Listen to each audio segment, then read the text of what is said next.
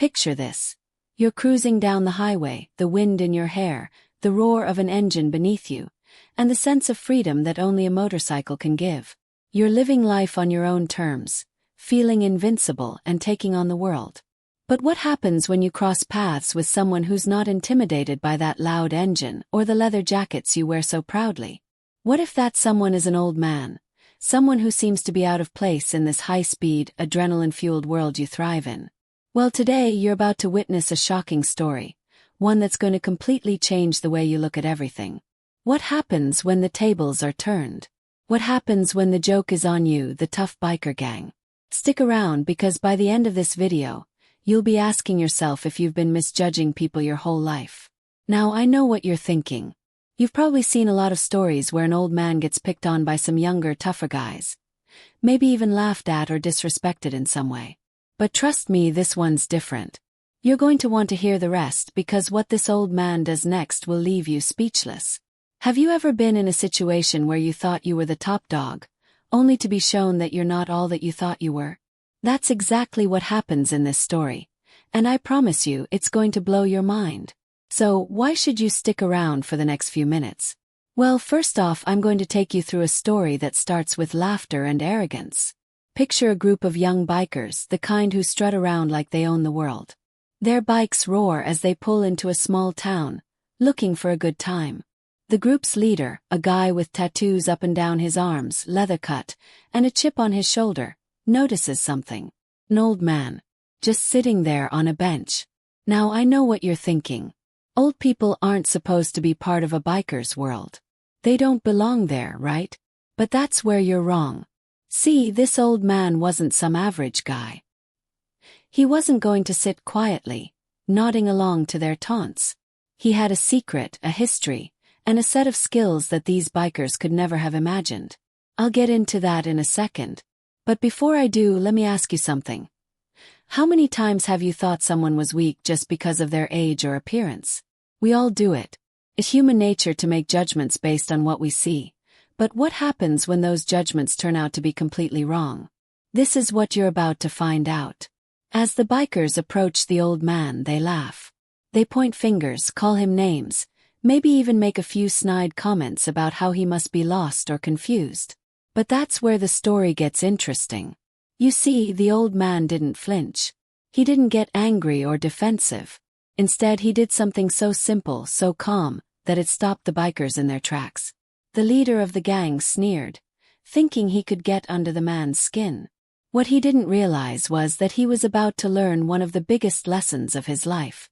Now, I won't spoil exactly what happens next. You're here to find out, right? But let's just say the old man doesn't just get the last laugh. No. He does something far more powerful than any of the bikers could have ever expected. It's a moment that'll leave you questioning everything you thought you knew about power, respect, and the true meaning of strength. Let's take a minute to really think about this for a second. In our lives, we often run into situations where we feel like we have the upper hand, but there's always something we miss. Something we can't see. It's easy to forget that strength doesn't always look the way we think it should. Sometimes, the most powerful person in the room is the one who says the least. Sometimes, the greatest lesson comes not from the person who is the loudest, but from the one who remains calm, collected, and unshaken, no matter the circumstances. That's why this video is going to change the way you look at people who might seem weak on the outside. I want you to think about those moments in your life where maybe you were the one who underestimated someone or maybe made assumptions about them based on appearances. What if you had missed something big? What if you had made a wrong judgment? By the end of this video, I promise you'll look at things differently. Because this old man, he's about to teach these bikers, and you, one of the most important lessons anyone can learn. That true strength comes from within. But the question remains, what exactly did the old man do that was so powerful? What happened when this quiet, unassuming figure turned the tables on a whole gang of tough bikers? To find out, you'll need to stay tuned for the rest of this story. Trust me, you do not want to miss what's coming next. It's the kind of story that stays with you long after the video ends, and I guarantee you'll be talking about it for days. So stay with me because this one's just getting started. But before we get into the heart of the action, let me ask you this. Have you ever had a moment in your life where you had to stand up for yourself against all odds, when everyone else doubted you? Maybe you faced a situation where you felt out of place, but you found a way to prove everyone wrong. If you've ever been in a situation like that, or even if you haven't, you'll be able to relate to what's about to unfold. And by the time this story reaches its climax, you'll see the biker gang in an entirely new light. The atmosphere is tense now. The bikers are on edge. The old man, with a glint in his eye, isn't backing down. And just when you think it's all over, that's when it happens. The moment of truth. The lesson. The shift in power that changes everything. But how? How did this old man, this quiet, unassuming figure, take control of the situation in a way no one saw coming? Hang on, because the answer is coming in the next part, and you'll never guess what happens next. Stay tuned. The thing about small towns is that they remember everything. Every face. Every story. And every secret. You'd never think it just by passing through. To most outsiders, it's just another speck on the map with a few diners, a rusting water tower, and a gas station that somehow still sells glass-bottled soda. But to those who've lived there long enough, every building has a story etched into its walls. That old man, who those bikers mocked without a second thought, wasn't just some random retiree sitting in the sun. His name was Jack. Jack. No one ever used the last name with him, and maybe that was because no one really knew it, or maybe, just maybe, it was because no one dared to. For the past few years, he'd become something of a local legend. Not in the loud, obvious way where people talk about you every day, but in the kind of quiet reverence reserved for men who've done things people can't explain. Things that make the hair on the back of your neck stand up. You see, Jack didn't talk much about his past, but every once in a while, bits and pieces would slip out, usually at the bar around closing time or during a slow afternoon at the mechanic's shop. He was always seen alone, usually walking his dog down by the river or sipping coffee at May's Diner, always in that same old brown leather jacket, the cuffs worn smooth from years of use. He didn't carry a phone, didn't drive a car, didn't even own a TV, from what people said. And yet, every time someone new came to town causing trouble, it was Jack who ended up at the center of it. Calm, composed, and somehow always a few steps ahead of whatever was happening. Most people chalked it up to coincidence, or just that kind of wisdom you get with age. But there were rumors. Lots of them. Some said he used to be military, special forces, maybe.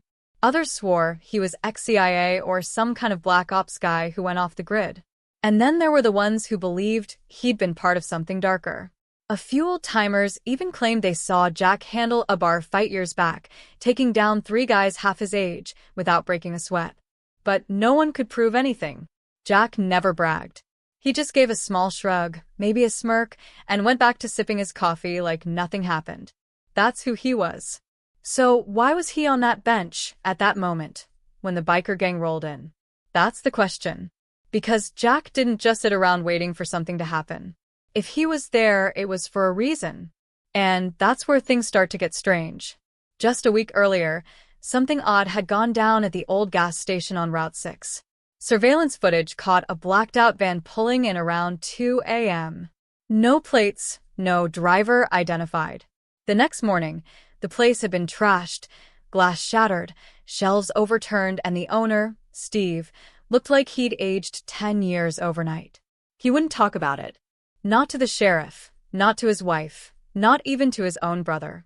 He just kept saying he didn't want to make it worse. Make what worse? No one knew.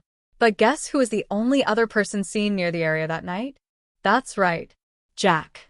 A blurry frame from a parking lot camera caught him walking across the street just hours before it happened. He said he was just out walking the dog, like always. And maybe he was. Or maybe not. Add to that the fact that 3 new faces had been showing up around town recently, men nobody recognized, always in black jackets, never speaking more than a few words. One of them, a tall guy with a scar over his left eyebrow, had been seen asking questions about someone who used to run things back in the late 80s. He never said who, exactly, but the older folks in town all exchanged the same uneasy glances when they overheard it. And those 3 strangers? They disappeared the same day the biker gang showed up. Not a trace left behind. The local motel said they checked out early, but they didn't leave any belongings. Not even trash. Like they were never really there. And while most people didn't make the connection, a few did. Quietly. Whispering about how maybe Jack hadn't just come here to retire. Maybe he'd been hiding. Or protecting something. That's the thing. There are layers to people, especially the quiet ones. And Jack had more layers than most. The town liked him, respected him, even if they didn't understand him. But underneath that polite nod and soft voice was a man who never truly let his guard down. And now, with this biker gang suddenly rolling into town like they own the place, revving engines, throwing beer bottles, and laughing in Jack's face, it all felt a little too perfect. Too planned. As if they were looking for something. Or someone. They didn't seem like your typical troublemakers. Yeah, they were loud and cocky, sure. But there was a weird edge to them, especially the leader. He wasn't just trying to show off for his buddies. He was watching Jack, testing him. Prodding for a reaction. And that's when it started to feel like this wasn't a coincidence at all. There's something else, too. 2 nights before the bikers arrived, the local sheriff, an old friend of Jack's, left town unexpectedly. Told people he had a family emergency in another state, but no one could get a hold of him after that. His office phone just rang and rang. No voicemail. His house lights off. Empty. No explanation. The sheriff's deputy said he'd gotten an envelope the night before he left. No name, just for you written in shaky handwriting. Inside? No one knows. The envelope's gone. And that leaves the town without any real authority, just a part-time deputy and a growing sense that something big is about to happen. You see what I'm saying now? This isn't just a story about an old man being disrespected by some kids on bikes. This is about a man who's been running from something, or maybe waiting for it to catch up. And now it has. Only he's not running anymore. But we still don't know what's really going on. Were the bikers sent to find him? Are they connected to the van, the Scarface stranger, or the sheriff's sudden disappearance? Is Jack really who people think he is? Or is there something even darker in his past that's finally come back to the surface? The truth is tangled, messy. And as this story unravels, you're going to realize that nothing is what it seems. So now, the sun is setting behind the hills, the bikers are still laughing, and Jack hasn't moved a muscle. The air feels heavy, like a storm is about to roll in. But it's not the weather anyone's worried about. It's Jack.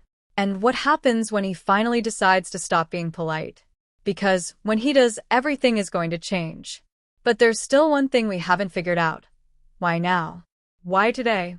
Why this gang, this moment, and what exactly are they after? Because the clues are there, if you know where to look. And as Jack reaches into his coat pocket, pulling out something that makes the gang leader's face go pale, you'll start to see that this story goes way deeper than anyone expected. And just when you think you're starting to piece it together, a voice from behind says something no one saw coming.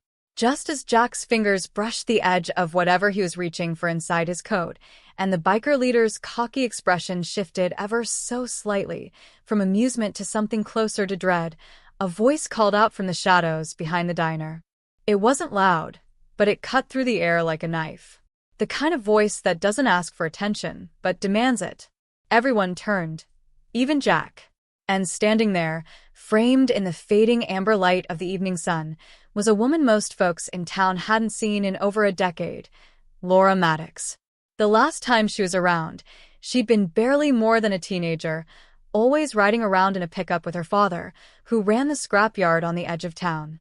But things had changed. She looked sharper now, older, colder. And there was something in her hand, an envelope, sealed in the same worn paper, with the same trembling handwriting that had sent the sheriff packing just days before. Her eyes met Jack's for the briefest second, and in that look, there was history. Deep, complicated history. Not the kind you talk about over a cup of coffee. The kind that builds over years of secrets, betrayal, and unfinished business. She walked forward slowly, not even acknowledging the bikers who had now gone quiet. Even they could sense this wasn't the moment to interfere. She held out the envelope, her hand steady, but her voice had a crack to it when she finally spoke. "It's happening again, isn't it?" The weight of those words wasn't lost on Jack. He stood, finally, the first real movement he'd made since the whole mess had started. He didn't reach for the envelope right away. Instead, he just looked at her with that unreadable expression of his, part calculation, part regret, and said, "You shouldn't have come back." That's when the questions really started spinning. What did she mean by again? What connection did she have to Jack's past? And why had she received the same kind of envelope that sent the sheriff running? It didn't make sense, at least not yet. But as she opened the envelope right there, in front of everyone, revealing a single photograph and a sheet of coordinates scribbled in ink that looked decades old, the silence around them grew even heavier. The photo was grainy, black and white, clearly taken with old surveillance equipment, but what caught everyone's attention was that it showed Jack, at least someone who looked a lot like him, standing outside a military facility that had been officially shut down since the early 90s. The same facility that had been the center of rumors, conspiracy theories, and YouTube deep dive videos for years, mostly labeled under top secret government experiments and unsolved classified files. And then something strange happened. The biker leader, who until now had been posturing like he owned the place, took one look at the photo, muttered something under his breath, and stepped back. Actually stepped back. His crew didn't notice right away, but he did. His jaw clenched, eyes narrowed, and for the first time since they'd arrived, he wasn't looking at Jack with arrogance. He was studying him, calculating, like someone realizing they might have just picked a fight with a bear while thinking it was just another stray dog. Laura folded the paper and tucked it into her jacket, but her eyes never left Jack. "They're coming for you," she said, "and they'll burn this whole place down if they have to." Suddenly, everything started to feel different. The focus had shifted. The bikers weren't just the threat anymore. Maybe they were pawns, distractions, or something in between. Maybe they weren't even the real danger. Because if Laura was right, and if that photo was what it looked like, then Jack had been involved in something much deeper than anyone had imagined. Not just military, not just intelligence work, but something that had been buried, erased, and left to rot in some file cabinet under concrete and steel. And now it wasn't just coming back. It was hunting.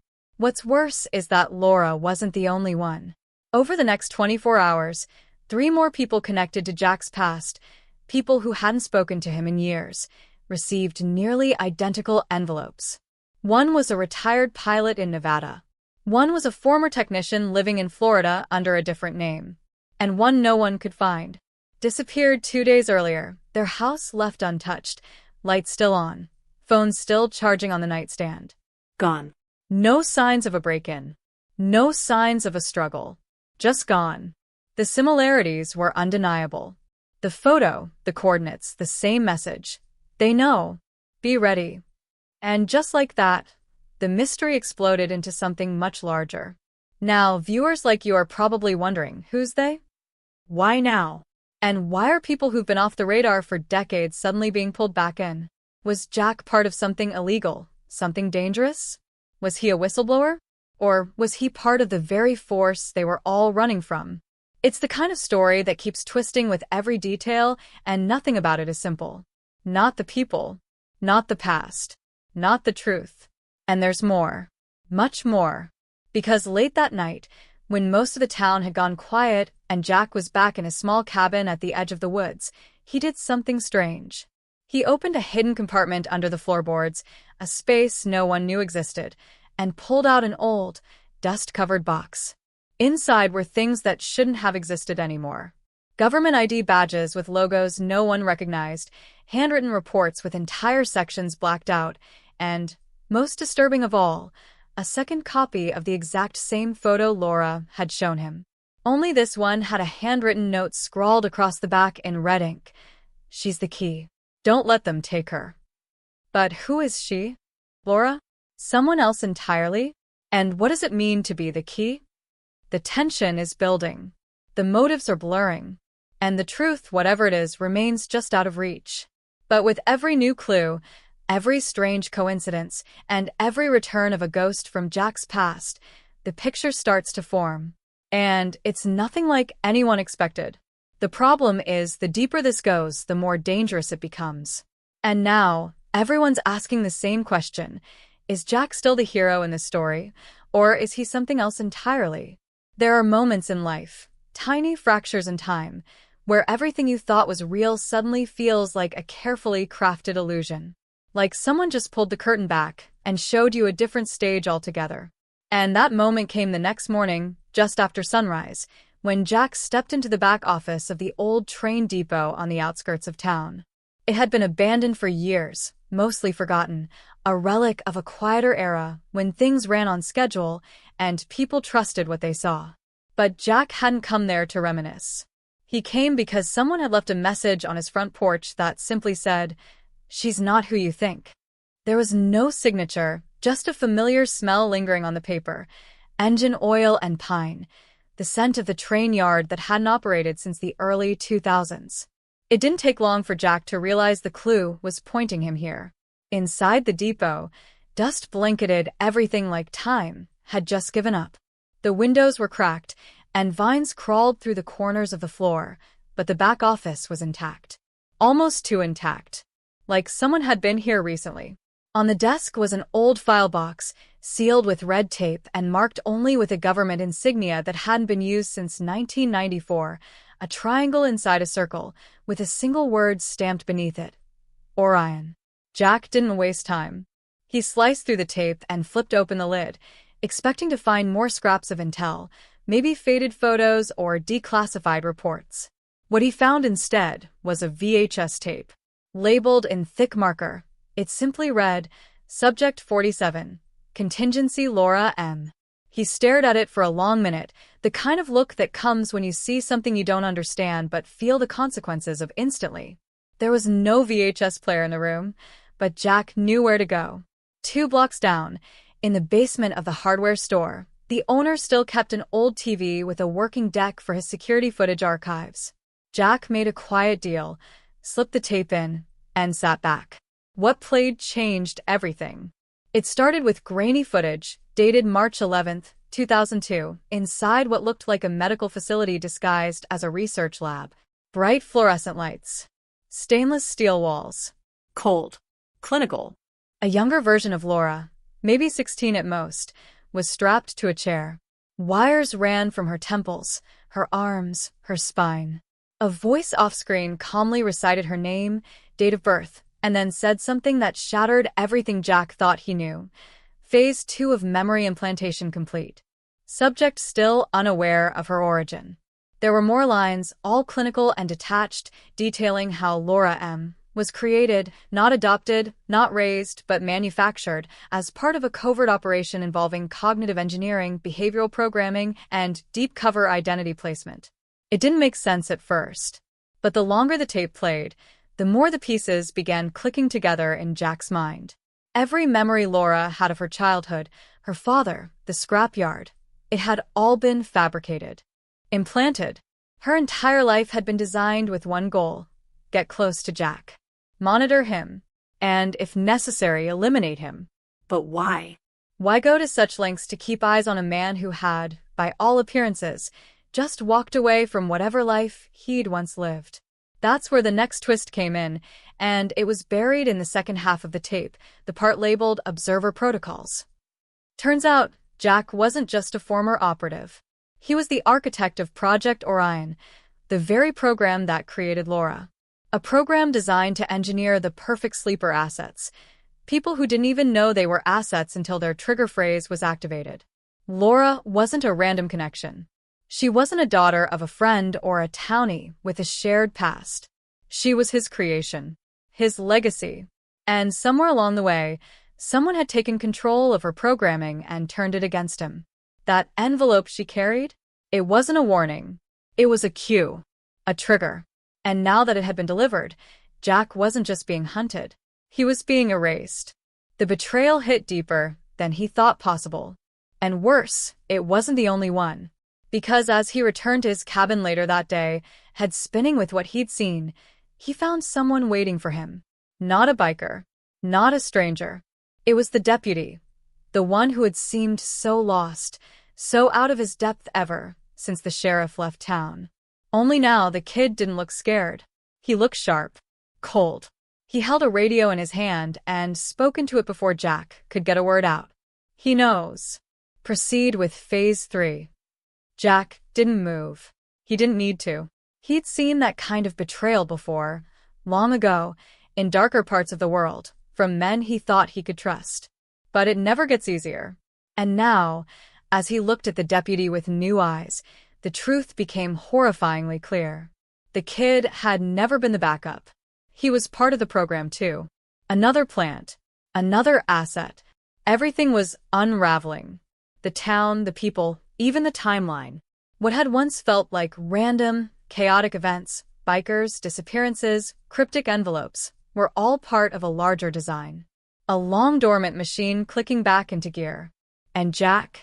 He wasn't just in the middle of it. He was the key that could either shut it down forever or make it unstoppable. But what's worse than betrayal? The realization that you might have done this to yourself. The biggest question now isn't who's behind it all. It's why Jack walked away in the first place. What did he build? And what did he try to bury? The answers are coming. But they'll change everything you thought you knew about this story. Everything. The storm didn't come from the sky. It came from within. That night, with the wind scraping against the windows and the cold pushing into every crack of the old cabin, Jack stood staring at the fireplace, but he wasn't seeing flames. His eyes were locked somewhere far off, back in the past, back to the moment he signed the dotted line on a contract no civilian ever laid eyes on. The kind of deal that doesn't end when you retire. The kind that follows you, hides inside you, and waits until the day it's called back to collect. And now that day had come. The tape hadn't just blown open a buried truth, it detonated it. He could still hear Laura's voice from earlier that afternoon, softer than he'd ever heard it, trembling as she asked, "Why would you do this to me?" She'd found out too. She'd seen enough, bits and fragments from the past programmed deep inside her, bubbling to the surface. The confusion in her face wasn't just fear. It was heartbreak. She'd lived her entire life thinking she was someone, only to learn she was something. Jack had tried to explain. He told her she was more than what they made her to be, that she had broken free of it, made real choices, built something human. But her eyes had gone hollow when she asked him point blank, "How can you say I have a soul when you wrote my thoughts on a blueprint?" That question hadn't stopped echoing since. And now, standing there in the cabin, with the lines between creator and creation blurring into something far more tragic, Jack knew the next step wouldn't be about running. It would be about confronting what he once believed in and who he had become because of it. But that's when the call came through. Not a phone call. No number. Just the crackle of the shortwave radio he kept hidden in a metal box under the floor, untouched for over 15 years. A voice came through, calm, precise, clipped with the kind of accent you don't forget once you've heard it in war rooms and concrete bunkers. "Operative Walker," the voice said, using his old name, the one scrubbed from every official record. "Protocol Phoenix is in motion. You have 24 hours to deliver Subject 47 to Sector Echo, or contingency elimination will proceed. No exceptions. No negotiations." It wasn't a request. It was an ultimatum. Jack had two choices: betray Laura by turning her over to the very system that had manipulated them both, or refuse and bring down a Black Ops machine so old and deeply rooted it had outlived the agencies that built it. He sat down slowly, not because he was tired, but because the weight of that decision knocked something out of him. This wasn't just about survival anymore. It was about legacy, about redemption, about deciding if he was still the man who once believed in the mission, or if he could finally be the man who fought against it. The air in the room thickened as he thought of everything he'd left behind, the comrades who didn't make it, the promises he broke to protect secrets that never deserved to be kept, the life he might have had if he hadn't sold pieces of himself to keep the country safe from enemies that may not have even existed. And now the enemy wasn't a foreign threat. It was domestic, institutional. And it was hunting one of the few people left who still believed he was worth something. Hours passed. No sleep. No comfort. Just the weight of memory, the kind that presses down until your bones feel like they're made of sand. And then Laura came back. Not alone. She brought someone Jack hadn't seen in 20 years, Mason Drake. Once Jack's closest ally. Now working for the other side. His suit was clean, government-issued. His eyes held no warmth. "It's over, Jack," he said. "You know the rules. You know what she is. You built her. You don't get to save her now." But Jack didn't move. He looked at Mason and saw the reflection of everything he could have become if he hadn't stepped off the grid all those years ago. A tool. A loyalist. A man who traded his conscience for clearance. The conversation that followed wasn't loud, but it was brutal. Jack asked questions Mason didn't answer. And then Mason gave him the final choice: turn over Laura and live out his final years quietly, or resist and guarantee destruction not just for himself, but for the entire town. "We've got assets in place," Mason said with cold certainty. "Bikers? Just phase 1. Locals in key positions? Already activated. This place burns if you step out of line." And that's when it hit Jack like a punch to the gut. The town wasn't just collateral, it was bait. A psychological squeeze to force his hand. Everyone he knew, everyone who had smiled at him in passing, shared coffee with, waved from their front porch, every single one of them was now at risk. Because he had built a ghost, and the people chasing it had no use for witnesses. The war wasn't coming. It was already here, hidden in plain sight, draped in small-town charm and American flags. Now, the stakes weren't just about who lived or died. It was about who mattered. Jack had to choose between saving a life he built or protecting the lives around him that he'd grown to care about. There was no clean way out. No tactical brilliance that could fix the moral rot baked into the heart of the mission. And as the sun started to rise behind him, casting long shadows across the cabin floor, Jack reached for the weapon he swore he'd never touch again. The fight wasn't over. But it was no longer a mission. It was personal. And if Jack had learned anything over the last 24 hours, it was that the past doesn't stay buried. It digs itself out, one memory at a time, until you're forced to face what you hoped would stay forgotten. But what happens next will change everything. It wasn't just the town anymore. It wasn't even about Jack. By the time he stepped out of that cabin, adrenaline pumping through every vein like fire and instinct louder than thought, it had become clear. The entire framework of reality he'd trusted was an illusion. What started as a contained threat, a secret buried beneath a familiar small-town surface, had unraveled into something far more massive and terrifying in scope. He could feel it in the stillness of the morning, in the absence of birdsong, in the strange static buzz in the air like the world itself was holding its breath. Every part of him screamed that time was running out, not just for Laura, not just for himself, but for everyone. Because whatever project Orion had started, it didn't end with a rogue operative and a single manufactured sleeper asset. It was still alive, still expanding, and now it was activating. He made it back to the scrapyard before noon, where Laura waited, pale and silent beneath a steel awning, her eyes rimmed red from whatever storm she'd been processing. She didn't say anything when he told her what Mason had said. She didn't need to, because she'd already seen it for herself. That morning, while Jack had wrestled with the ghosts of his past, Laura had gone digging. She'd hacked into a private satellite relay node hidden in the comms tower behind the post office, something only someone with encoded access could have done. The device had broadcast logs, hidden comm traffic, coordinates, encryption keys. What she found made Jack's stomach turn. Every major city on the eastern seaboard had flagged assets. Not one or two. Dozens. Hundreds. Thousands. People like her, engineered, trained, planted. Some activated, some waiting. Some probably didn't even know what they were. It was the real agenda behind Orion. Long-term infiltration on a national scale. Quiet takeovers. No invasions. No wars. Just full-spectrum control through silence, manipulation, and surgically executed obedience. And that was just the beginning. The next twist cut deeper than anything either of them expected. While combing through the node's video logs, Laura found something else, a feed Jack recognized immediately. The sheriff's station. Which was odd, because the place had been empty for weeks. Except it wasn't. The The feed showed an underground level Jack didn't know existed. Clean, well-lit, and full of military-grade tech. Monitors, tactical displays, medical beds, and someone inside, hooked up to machines, sedated. Jack stepped closer, squinting, and felt the bottom drop out of his chest. It was him. Or rather, a version of him.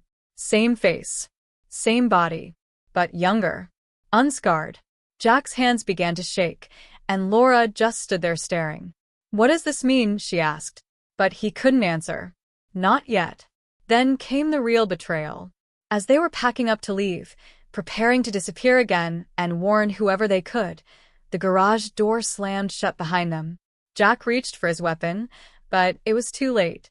The mechanic, Ricky, the kid Jack had mentored since he was 15, stood in the doorway, gun in hand, eyes cold and steady. "I didn't want to do this," he said, voice flat like a man reciting orders. "But they told me the whole thing would fall apart if I didn't." Jack's mind reeled. Ricky had been there for everything: coffee runs, quiet talks about right and wrong, late nights fixing up the old Harley that Jack could never bring himself to sell. He wasn't just a kid. He was family. But Ricky was also an Orion asset. One planted years earlier, triggered by a simple phrase relayed through his headset just 30 minutes before. "It was always going to be you," he said, lowering the gun just enough to let them breathe. "But it's not just about you anymore. They've been copying you, Jack. Your memories, your instincts, every decision you made in the field, they used it to build the new wave. You were the blueprint. You still are." And then it hit Jack. Hard and unforgiving. That doppelganger in the sheriff's station wasn't a mistake. It was a prototype. They weren't just making sleeper assets. They were making replacements. And now, they didn't just want to erase the past. They wanted to override it. Laura's voice shook as she said what neither of them wanted to believe. "If they're doing this to you, how do I know I'm not just the next phase?" Jack looked at her, and something inside him cracked. Because he couldn't give her a clear answer. Not anymore. The moment shattered when the floor of the garage rumbled beneath them and a high-frequency pulse shut down every device within 50 feet. EMP. They were moving in. Fast. Jack turned to Ricky and saw something flicker behind his eyes, a hint of the boy he'd once protected. "You still have a choice," Jack said quietly. Ricky hesitated, then tossed the gun aside and smashed the override panel, unlocking the exit door. But the damage was already done. The agents were coming, and they weren't here to arrest anyone. They were here to wipe the slate clean. Outside, the air screamed with the sound of incoming rotor blades. Drones. Tactical teams. The full force of the machine, converging on a scrapyard in a forgotten town that, until now, no one had paid much attention to. But this place held secrets. This place had history. And now it was ground zero for something far bigger than any of them had realized. As Jack and Laura fled through the underground tunnel hidden beneath the metal floor, a relic from the Cold War, Jack felt the heat of the truth finally catch up to him. The enemy wasn't on the other side of a battlefield. It was built into the system. It wore familiar faces. It said all the right things and asked for quiet obedience in return. And now, it had decided that anyone who knew the truth had to be removed, efficiently and without trace. But this time, Jack wasn't going to vanish. This time, he was going to fight back. And what comes next? Let's just say, the ending won't be what they planned. The mountain facility was never on any map. Built into the side of a granite ridge above Raven Lake, masked by overgrown pines and layers of misdirection, from fake trail signs to phantom thermal signatures, it was the kind of place only whispered about in the blacked-out margins of long-shredded documents. Jack had been there once, decades ago, when it was still under construction. Back then, it was just steel bones and concrete skeletons. Now, it was fully operational, humming with energy that seemed to pulse beneath the surface of the Earth itself. This was where Project Orion was born. This was where it would either end or evolve beyond anything Jack could stop. They had arrived under cover of night, slipping past motion sensors with cold precision, the sky above flickering with silent drones that circled like vultures, waiting. Jack's pulse beat steady, Not because he wasn't afraid, but because he had nothing left to lose. Inside, the air was thick with sterility, no sound but the faint hiss of vents and the distant echo of machinery. Laura walked beside him, silent, resolute, her presence grounding him. She wasn't just a passenger in this story anymore. She had become its wild card. They moved quickly, bypassing corridors Jack had memorized long ago, until they reached the central chamber, the core of the program. It looked like something out of a sci-fi horror flick, rows of containment pods lining the walls, each one filled with a figure suspended in biogel. Some were old, others brand new. Most looked familiar. Too familiar. Faces of fallen comrades, dead soldiers, even civilian allies long thought lost. They hadn't been lost.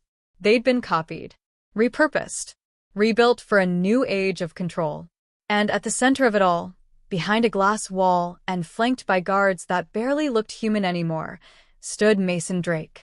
His hair now streaked with silver, a scar down his jaw that hadn't been there the last time they met. But his eyes, those dead, calculated eyes, were unchanged. He greeted Jack like an old friend. No anger, no tension, just smug confidence. "You always thought the mission was about control," he said, gesturing to the pods. "But this is evolution. You weren't just the first soldier. You were the prototype for a species designed to survive the chaos of tomorrow."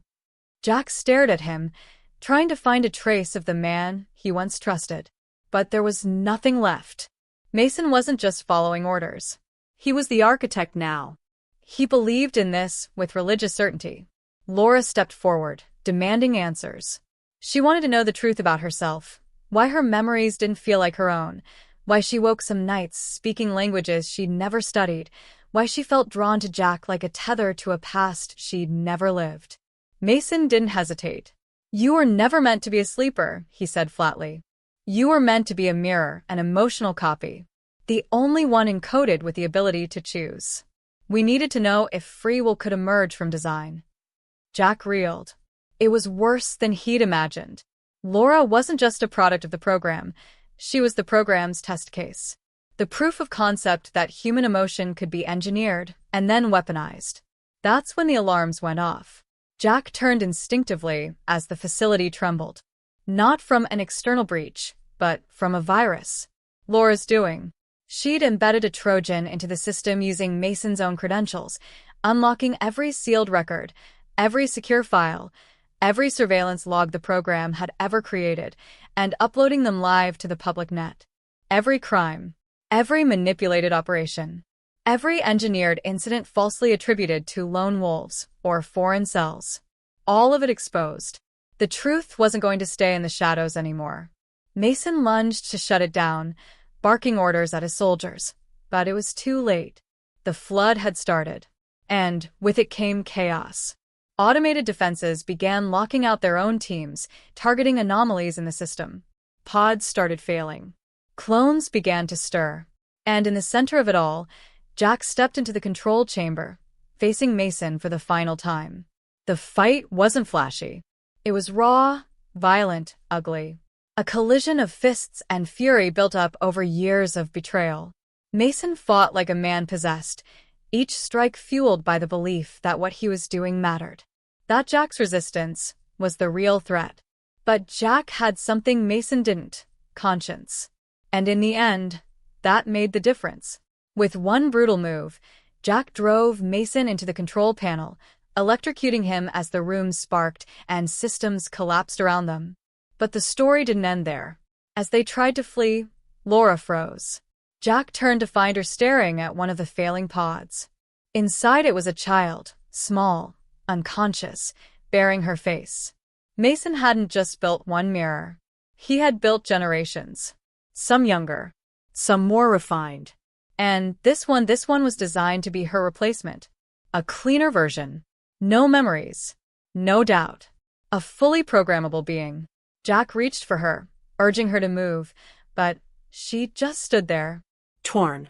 If she left, that child would die. If she stayed, the entire place could collapse on top of them.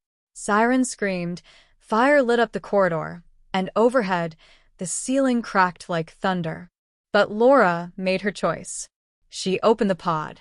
Jack watched as she carried the child out through smoke and chaos, a living symbol of what this whole mission had become, a battle between design and humanity, between control and choice. They made it out seconds before the facility detonated behind them, its secrets turned to ash, its lies burned away. But just as Jack thought it was over, just as the wind hit his face and the stars came back into view, Laura handed him a flash drive. "There's more," she said. This was just one sight. He looked at her, not with shock, but with clarity. The war was far from over. And maybe it had never really ended at all. The smoke had settled. The mountains stood quiet again, their silhouettes jagged against the horizon like the broken teeth of something ancient and tired. In the distance, the remains of the facility still smoldered beneath the surface, a hidden empire reduced to ash and scattered code. The world outside continued unaware, cities humming along, people wrapped in the comfort of their routines, oblivious to how close they had come to living under invisible chains. For Jack, the silence was deafening. Not because he feared it, but because it marked the end of something inside him. For the first time in decades, there were no missions to run, no voices in his ear feeding orders, no agendas to serve. Just the cold, empty space left behind when the fight was over. And somewhere in that silence, he found something he didn't expect: peace. Not the kind written in fairy tales, not some tidy ending that washed away the past, but a raw, earned quiet that comes from facing down monsters and surviving the weight of your own decisions. Laura stayed with him, at least for now. The child she'd rescued, her mirror, her shadow, slept in a small bedroom at the edge of the cabin Jack had retreated to, hidden deep in the Wyoming backcountry. She didn't talk much, didn't play, didn't cry. Just watched, wide-eyed, as though trying to learn the world in fast forward. Laura had named her Eden, a name that meant rebirth, a fresh start. But Jack knew there was more to it than that. That child represented the crossroad humanity was walking blind toward, a choice between organic chaos and manufactured order. Laura had chosen to save her, not because she knew how it would end, but because she believed people, no matter how they were made, deserved the right to choose. And that belief, after everything, was the most human thing Jack had ever seen. They burned what was left of the data 2 nights later. The flash drive Mason had hidden contained the full layout of every Orion cell still active across the country, some embedded in city governments, some planted in defense systems, some hiding in plain sight under new names, new families, new faces. Laura wanted to go after them all, to bring light to every dark corner. But Jack stopped her. He'd learned something in those last moments inside the facility, something Mason said with a smirk right before the power grid failed. "You think this ends with me?" he'd said. "You think exposure ends control? You don't kill the system by revealing it. You make it stronger. Smarter." That haunted Jack more than anything else. The idea that the very act of exposing the truth might be part of the plan all along. That perhaps even resistance had been gamed, anticipated, measured. It was a war of minds now, not weapons. And Jack was tired of being someone else's algorithm. So they disappeared. Not forever, but long enough to watch, to think, to breathe. Laura taught Eden how to read, how to run, how to laugh. Jack rebuilt his old bike, not because he planned to ride off into some cinematic sunset, but because fixing it gave his hands something to do when his mind wouldn't rest. Nights were hardest. That was when the past crept in, when ghosts took shape in the form of old teammates, old regrets, moments he couldn't undo. He'd never forget them. He didn't want to. But he stopped letting them drive. And, in that space, something shifted. One morning, months later, a letter arrived. No name, no return address. Just a single sheet of paper with a code Jack hadn't seen in years. One of the old sleeper trigger phrases, buried so deep only top handlers had clearance. And beneath it, a simple line written in ink that seemed to shiver against the page. Version 2 has already been deployed. Jack didn't show Laura. He just folded the paper, stepped outside into the morning sun, and let the cold air fill his lungs. The war hadn't ended. It had evolved. There were no more battlefields, just networks, systems, influence, quiet invasions hidden behind digital smiles and influencer culture, buried beneath trending hashtags, viral marketing, and AI-generated ideologies. Control wasn't coming in through brute force anymore. It was arriving through convenience, through comfort, and worst of all, through the illusion of choice. Still, for now, they had time. Not much, but enough. Jack wasn't interested in saving the world anymore. Not the whole thing. Just the parts that still had a fighting chance. The people who were still asking questions, still listening, still believing that truth, however painful, was worth chasing. Because in the end, that's all that ever mattered. Not the weapons, not the programs, not the clones, but the will to resist when it would be easier to obey. And that couldn't be engineered. So when Jack looked out over the valley that day, hand resting on the rusted tank of the bike he'd spent his life riding toward answers, he didn't smile. He didn't cry.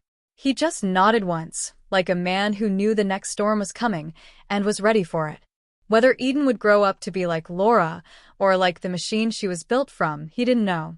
But he believed in the small, quiet hope that maybe, just maybe, the line between programming and purpose could be rewritten. And as the wind picked up, carrying the scent of pine and possibility through the air, a shadow passed overhead. Not a bird. Not a plane. Something colder. Sleeker. Watching. Somewhere, the system was still running. But so was Jack. And this time he wasn't alone.